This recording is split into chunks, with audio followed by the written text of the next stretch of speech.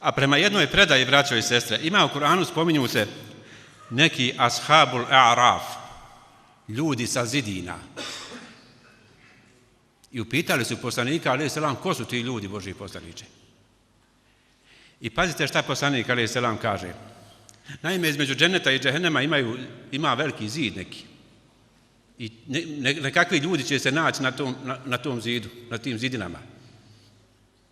I poslanik, alejhi selam, kaže, to su oni koji su poginuli na Allahovom putu.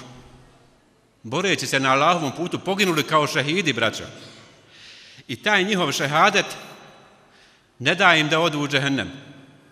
Ali bili su neposlušni prema roditeljima. Pa im ta njihova neposlušnost ne da odu u džennet. I oni stoje na zidovima i čekaju dok se obračun ne završi. I čekat će, kaže, sve dok svi ljudi ne polože račun. A njihova tijela će se osušiti za to vrijeme. I na kraju, kada više nikoga ne bude bilo, kaže poslanik alejhi selam, Allah će ih tada obujmiti svojom milošću i uvesti ih u džennet.